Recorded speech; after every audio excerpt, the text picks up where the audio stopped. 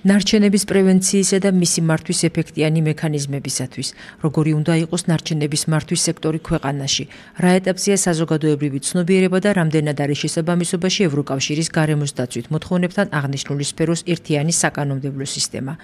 ნარჩენების მართვის კოდექსის შესახებ კანონპროექტის განხილვის მონაწილე ზესტაფონის მუნიციპალიტეტიც იყო. გარემოს დაცვითი ინფორმაციისა და განათლების ცენტრის წარმომადგენლებმა საინფორმაციო შეხვედრაში მედიატორის როლი შეასრულეს გარემოსა და ბუნებრივი რესურსების დაცვის სამინისტროსა და ადგილობრივებს შორის. მათი თქმით, კანონპროექტის მიღების მიზეზი სხვა მოტივებთან ერთად არის ის გარემოება, რომ საქართველოს ევროკავშირთან ასოცირების ხელშეკრულებით ნაკისრი ვალდებულებების თანახმად უნდა უზრუნველყოს და შეიმუშაოს ნარჩენების მართვის ეროვნული კანონმდებლობა, რომელიც შესაბამისობაში უნდა იყოს ევროკავშირის კანონმდებლობასთან. ქვეყანას აქამდე არ ქონია ნარჩენების მართვის ამარეგულირებელი, ასე ვთქვათ, კანონმდებლობა. ესენი არის გარემოსდაცვითი მენეჯერი, წარმოების გაფართოებული ვალდებულება, ასევე აღრიცხვის და ანგარიშგების ვალდებულება და რაც ყველაზე მნიშვნელოვანია, ადმინისტრაციული სამართალდარღვევები, რომელიც უშუალოდ კანონში არის გაწერილი, ვთქვათ, ნებისმიერი სამართალდარღვევა დაწყებული მანქანიდან გადაგდებული, ვთქვათ, ბანანის ქერქი იქნება თუ სიგარეტის კოლოფი, ან თითოეული რამდენი დაჯარიმდება უშუალოდ კანონში არის გაწერილი, ძალიან ისეთი ყოვლის მომცველთა თითქმის ყველა დარღვევაა გათვალისწინებული.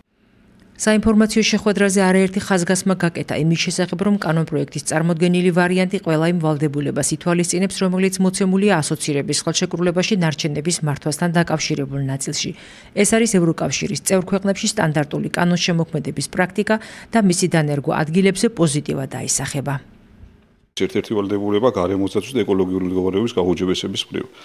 სწორედ აქედან გამომდინარე არის ერთ-ერთი საკითხი, ისეთი მნიშვნელოვანი და გლობალური საკითხი გარემოს დაცვის მხრივ, როგორც არის რესპუბლიკის მასშტაბით ნაგავსაყრელების მოწესრიგება. ეს ერთ-ერთი პრობლემური საკითხია, როგორც ჩვენ მუნიციპალიტეტში, ასევე სრულიად საქართველოს მუნიციპალიტეტებში. როგორც წარმომადგენლებმა გვამცნეს, საქართველოს მუნიციპალიტეტების უმრავლესობაში 90%-ზე მეტში ფაქტიურად ნაგავსაყრელების ფუნქციონირების მიზნით არ აქვთ სპეციალური გარემოს დაცვითი ნებართვები. რაც სპეციალურ შესაბამის პრობლემებს კრის და ეწინააღმდეგება ევროკავშირის მოთხოვნებს. რადგანაც გამომდინარე იქედან, რომ ჩვენ ხელი მოვაწერეთ ასოცირების ხელშეკრულებას 2020 წლამდე უნდა მოვაწესრიგოთ ეს ამ კუთხით გარკვეული სხვადასხვა მიმართულებებით ერთ-ერთი ეს გარემოს დაცვა და კანონპროექტი მეტად ნორმალური იყო, კარგია, პროდუქტიულია. იმედია, რომ ეს განხილვა ნორმალურად წარიმართება პარლამენტში და როდესაც კანონის ძალას მიიღებს, ეს ჩემი აზრით და იქ დამსწრე საზოგადოებამაც აღნიშნა, რომ ერთ-ერთი წინ გადადგული ნაბიჯი იქნება ევროკავშირთან დაახლოების მხრივ აღნიშნული მიმართულებით. გარემოს დაცვითი ინფორმაციისა და განათლების ცენტრის მისიის წარმომადგენელთა თქმით, საჯარო შეხვედრაზე წარმოდგენილი კანონპროექტი შემუშავებული ევროკავშირის მიერ დაფინანსებული ნარჩენების მართვის პროექტის, გარემოს დაცვის სამინისტროს შესაძლებლობათა გაძლიერება ნარჩენების მართვის სისტემის შემუშავებისა და გაუმჯობესების მიზნით საქართველოში ფარგლებში.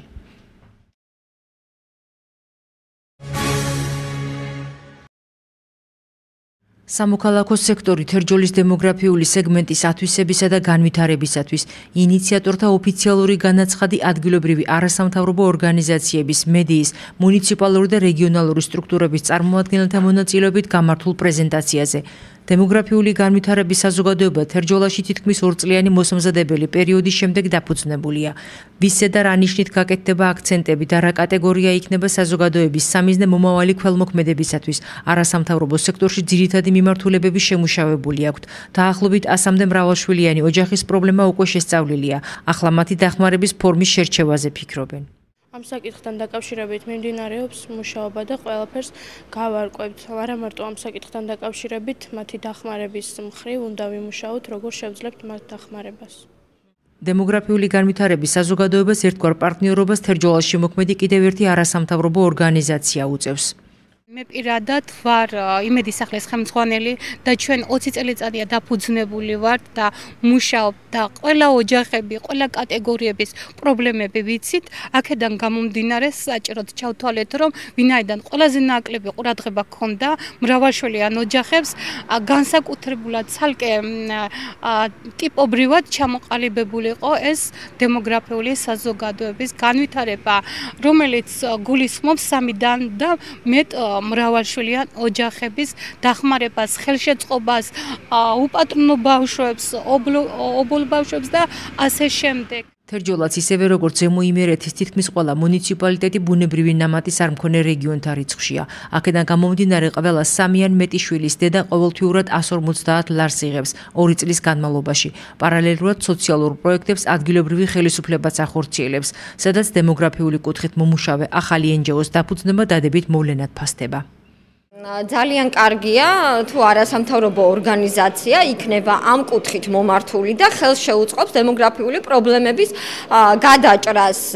მისასალმებელია მხოლოდ და მხოლოდ თუ ადგილობრივი ხელისუფლების მხარდაჭერა იქნება დამატებით ამაში საჭირო, ჩვენ მზადავართ ამისთვის. ჩვენ გასულ წელს მივიღეთ საკრებულოზე ეს გადაწყვეტილება, რომ ესე იგი მესამე შვილზე დაგვემატებია 50 ლარი, ანუ პირველ და მეორე შვილზე ეძლეოდათ 200 ლარი და მესამეზედაც და მეოთხე შვილზედაც, მაგრამ საკრებულო მიიღო გადაწყვეტილება, რომ რაღაც განსხვავებები ყოფილიყო, ამიტომ პირველ და მეორე შვილზე ეძლევათ 200 ლარი მშობლებს და ზემოთ იმატებს 50 ლარით.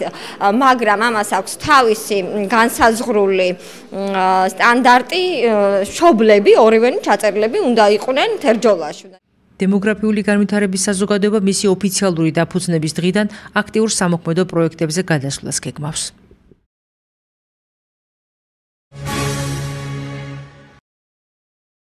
ვუმღერ სამშობლოს ასე ჰქვია კონკურსს, რომელსაც განათლებისა და მეცნიერების სამინისტრო ყველა საჯარო და კერძო სკოლის მოსწავლეებისათვის აცხადებს. კონკურსში მონაწილეობა შეუძლია ნებისმიერი ასაკის მოსწავლეებს გუნდის ან ჯგუფის სახით. მოსწავლეებმა უნდა წარადგინონ სიმღერა, რომელიც პატრიოტულ თემაზე იქნება შექმნილი.